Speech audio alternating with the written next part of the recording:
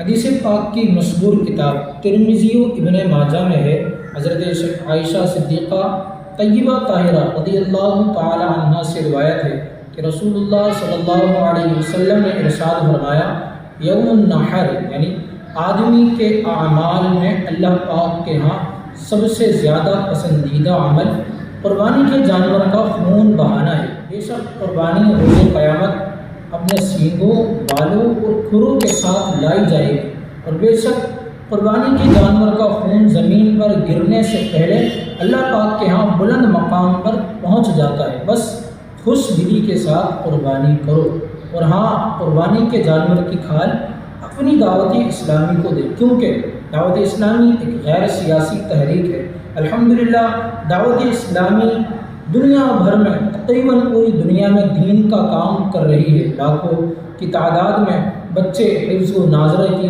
مفت تعلیم حاصل کر رہے ہیں۔ ہزاروں جامعات ہیں جن کے ذریعے امت کو علماء دیے جا رہے ہیں، اور بھی بہت کچھ دین کا کام ہو رہا ہے۔ یہ سب آپ کے دیے ہوئے عطیات سے ہی ہوتا ہے، لہٰذا اپنی دعوت اسلامی کا ساتھ دیں اور اپنے جانور کی کھال دعوت اسلامی کو دیں۔ اللہ کریم ہم سب کی قربانی کرنا اپنی بارگاہ میں قبول فرمائے، آمین بجاہ خاتم النبیین صلی اللہ تعالی علیہ وسلم۔